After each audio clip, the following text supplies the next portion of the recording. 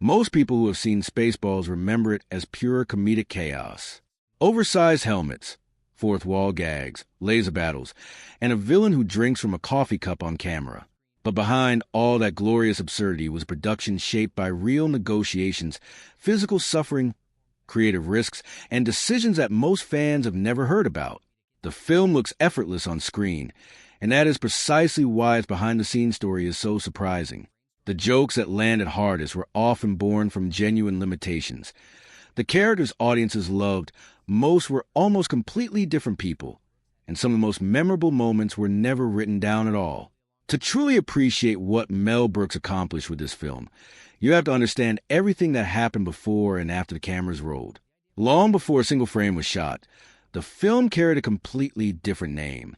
Mel Brooks originally pitched the project under the working title Planet, a blunt and irreverent label that matched his comedic instincts perfectly. But a problem emerged quickly. The 1985 British comedy Morons from Outer Space had already claimed similar territory, and keeping that name risked direct confusion with a film that had underperformed badly at the box office. Brooks knew the title needed to stand entirely on its own. He wanted something punchy, absurd, and instantly recognizable, a name that could sit comfortably alongside Star Wars without feeling like a cheap imitation. When Spaceballs surfaced during brainstorming sessions, it clicked immediately. The word carried just enough science fiction flavor, while sounding completely ridiculous, which was exactly the tone Brooks had been searching for from the very beginning. That switch was not a last-minute panic. It was a deliberate creative choice that shaped the entire identity of the film before production had even formally begun. What is remarkable is where the original idea actually came from. The concept did not emerge from a Hollywood boardroom or a studio pitch meeting. It started at a child's birthday party. Mel Brooks watched his young son Max become completely obsessed with Star Wars, and when the theme celebration took over their entire home, Brooks saw the cultural phenomenon from a father's perspective. The galaxy far away had officially invaded his living room. That personal moment planted a creative seed that would not go away. Brooks realized that if Star Wars had become so deeply embedded in everyday family life, it was ripe for the kind of affectionate takedown he had already mastered with Blazing Saddles and Young Frankenstein. The passion his son showed for lightsabers and space battles told him audiences of all ages were emotionally invested. And emotional investment is exactly what makes Parody land with real force. Beneath all the science fiction gags and absurd one-liners, the film quietly borrowed its emotional backbone from a source that most viewers never noticed or suspected. The 1934 Frank Capra comedy, It Happened One Night, provided a structural template hiding underneath all the comedy. A runaway socialite, a rough-around-the-edges male lead, and a journey that forces two completely mismatched people together against their will. Princess Vespa's escape from her royal wedding mirrors that structure almost beat for beat. She flees privilege, encounters a reluctant hero and lone star, and gradually falls for him through shared adversity. Brooks understood that parody works best when it is anchored by real storytelling, and romantic comedy gave him a proven framework audiences would instinctively follow, even if they were laughing too hard to notice the pattern underneath. That hidden layer is part of what separates this movie from lesser parodies that have long since been forgotten. The laughs hit harder because viewers are emotionally engaged without ever realizing it. A persistent myth has followed the production for decades, and it deserves to be corrected. Many people assume that industrial light and magic handle the film's visual effects, which would have been a natural assumption for any Star Wars parody. In reality, the heavy lifting was done by Apogee Incorporated, a studio founded by John Dykstra, who had previously served as a visual effects supervisor at ILM during the original Star Wars. Dykstra brought top-tier expertise to production without the famous ILM brand attached to it. Apogee was responsible for the vast majority of the spaceship sequences, laser effects, and intricate miniature work. Their craftsmanship gave the parody a visual credibility that elevated the comedy significantly. The gags landed harder because the effects looked genuinely impressive rather than cheap or rushed. ILM's actual contribution was far more limited, most notably confined to the memorable diner scene featuring the chestburster gag that spoofed Alien. It was a smart production decision that kept the budget manageable while delivering visuals that still hold up today. Before a single scene was filmed, Brooks took an unusual and surprisingly respectful step by sending the entire script directly to George Lucas. Rather than risk a costly legal battle with the creator of Star Wars, Brooks wanted approval up front and on good terms. Lucas read the material, genuinely laughed, and gave his personal blessing for the parody to move forward. But that approval came with a single firm condition.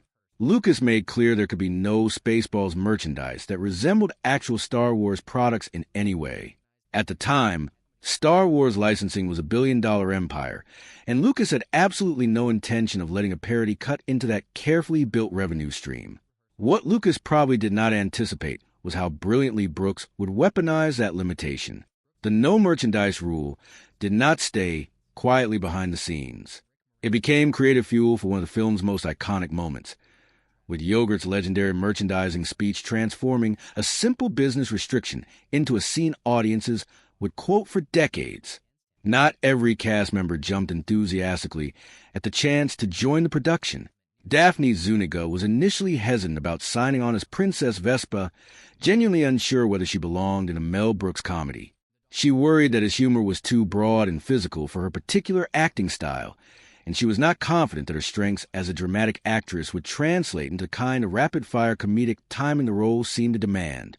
Brooks saw something in her that she did not yet see in herself. Rather than asking her to learn comedy from scratch, he gave her a single piece of direction that changed everything. Play it completely straight.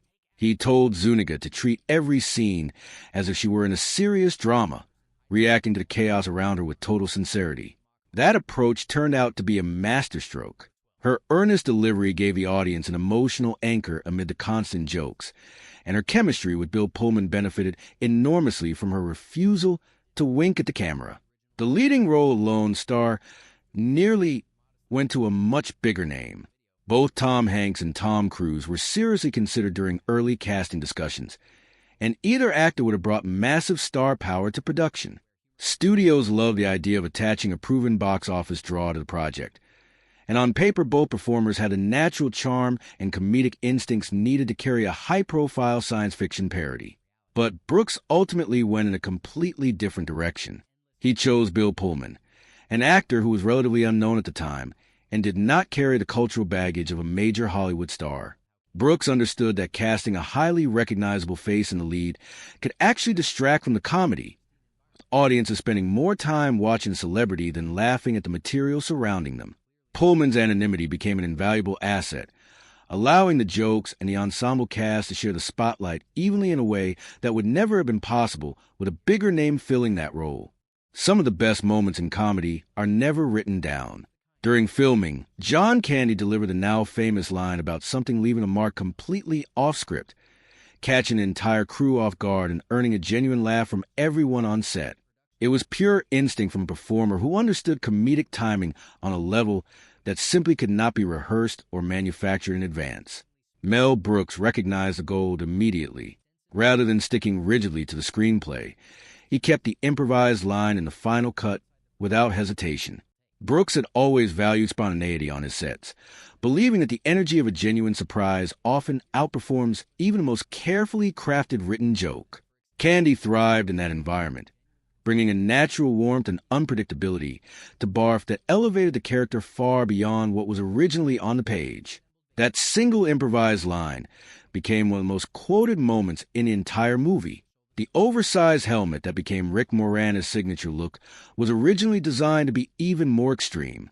Early costume concepts pushed the proportions much further, creating a headpiece so massive it would have completely dwarfed the actor beneath it. But practical concerns forced the design team to scale things back considerably. The initial versions made basic movement nearly impossible, and Moranis struggled to hit his marks, deliver lines clearly, and interact with other actors while wearing something that constantly threw off his balance. The comedy could not work if the performer was physically fighting the costume in every single take. So the helmet was gradually reduced to a size that still looked wonderfully ridiculous, but allowed Moranis to actually perform with confidence. That careful calibration is easy to overlook, but is exactly the kind of behind-the-scenes craftsmanship that made the character truly iconic rather than just a one-note visual gag. The doll scene that became one of the film's most beloved sequences was similarly born from improvisation, with Moranis taking the basic concept and turning it into a fully realized comedic performance through sheer instinctive creativity. Behind John Candy's lovable performance as Barf was a costume that created more challenges than most audiences ever realized. The character's signature look included oversized ears that could move and react during scenes, but that mechanical ear system required a powered backpack rig that Candy had to wear underneath his costume throughout every day of filming. Despite the physical limitations it created, Candy never let the costume slow down his performance. He brought boundless energy and warmth to every scene, cracking jokes between takes and keeping morale high on set through sheer force of personality. The fact that his performance feels so effortless and natural on screen is a testament to his dedication as a performer who refused to let technical obstacles diminish his work in any visible way. Filming exterior scenes meant heading to the Yuma Desert in Arizona, where the vast open landscape provided the perfect alien planet backdrop. But that pristine environment came with a frustrating and completely unavoidable problem. Every time a take ended, the sand was covered in footprints left by actors, camera operators, and crew members. Between each take, dedicated crew members had to painstakingly smooth and rake the surface back to its original untouched state.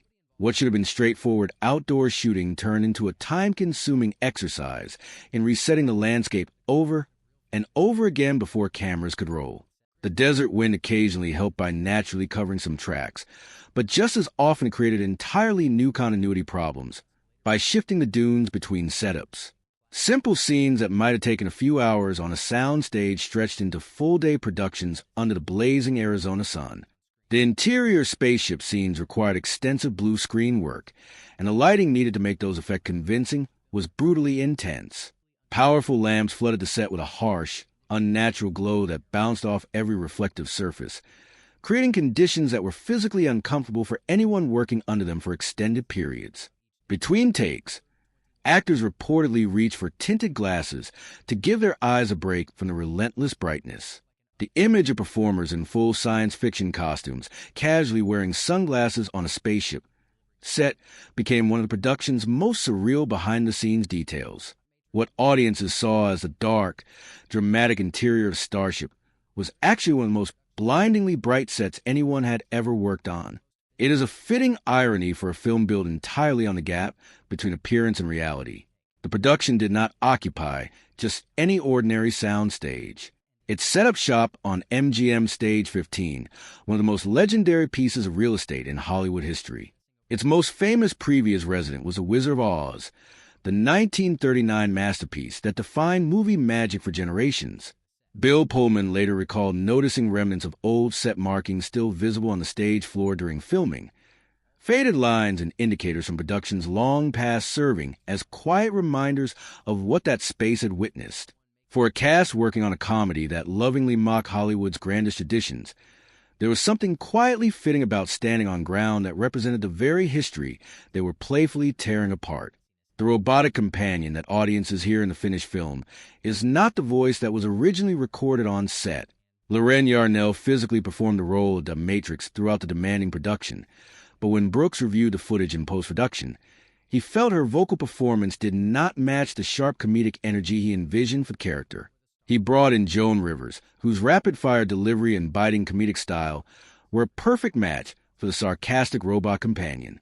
Rivers recorded all of her dialogue separately in a studio, never wearing the costume or experiencing the physical demands of the role. Meanwhile, Yarnell herself had endured extraordinary conditions inside that rigid robotic suit, sweating heavily and struggling to breathe during extended shooting days as the costume trapped heat and offered almost no ventilation. Her face never appears on screen. Her voice was ultimately replaced. And yet the physical performance she delivered required extraordinary stamina and discipline that most viewers have never considered. Playing Yogurt Mel Brooks had to spend hours being covered in metallic gold paint, and that transformation caused a genuine allergic reaction that affected him throughout filming. His skin became irritated and inflamed, requiring ongoing medical treatment between shooting days. Each session in the makeup chair became something Brooks quietly dreaded, even as he continued directing the rest of production simultaneously. The comedy guru endured genuine physical pain to make sure every golden moment landed perfectly on screen, never letting the discomfort slow production or diminish the warmth and comedic precision he brought to the character in every take. Crew members repeatedly left their coffee cups sitting on set pieces between takes, a routine problem on virtually any film production. Rather than getting frustrated, Brooks saw an opportunity. Instead of halting production to clear every stray cup, he leaned into the mistake and made it part of the film itself. In one scene, Dark Helmet can be seen casually drinking from a cup on camera, turning what would normally be a continuity error into a deliberate visual gag. That decision captures the spirit of the entire production perfectly. When life hands you a production mistake, do not waste energy fighting it if you can get a laugh out of it instead. Hidden at the very end of the long, deliberate pan across Spaceball 1 is a small bumper sticker. Reading We Break for Nobody, a perfectly absurd touch that transforms an already funny visual gag into something even more layered and rewarding. The joke works because it takes the most imposing object in the film and undercuts it with something as mundane as a novelty sticker from a family station wagon. It is the kind of blink-and-you-miss-it moment that encourages repeat viewings and reveals how much thought went into even the smallest background details of production that most people assume was nothing more than gleeful, unplanned chaos. The film's theatrical run in the summer of 1987 was respectable but far from spectacular. Critics were divided, and by traditional Hollywood standards, the movie seemed destined to fade from conversation relatively quickly. But something unexpected happened once it reached home video. VHS rentals introduced a comedy to audiences who had skipped it in theaters, and cable television replays exposed it to entirely new demographics. Over the following years, families discovered it together, teenagers quoted it endlessly, and the film's densely packed jokes rewarded the kind of repeat viewing that home media made effortless. That slow-burning growth transformed a modest theatrical performer into one of the most quoted comedies of its generation, with lines embedding themselves permanently in popular culture, referenced everywhere from casual conversations to other films to automotive engineering announcements made nearly 3 decades later. Spaceballs may look like effortless chaos, but behind every joke was a production shaped by real negotiations, physical endurance, and creative problem-solving that demanded the best from everyone involved.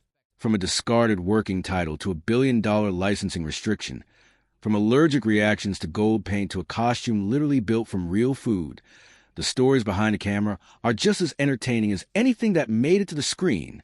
Decades later, the film stands as proof that great parody requires more than punchlines. It demands craftsmanship, timing, and a willingness to turn every limitation into an opportunity. Its quotes live permanently in popular culture. Its influence reaches from animation to automotive engineering, and its fan base has only grown stronger with each passing year.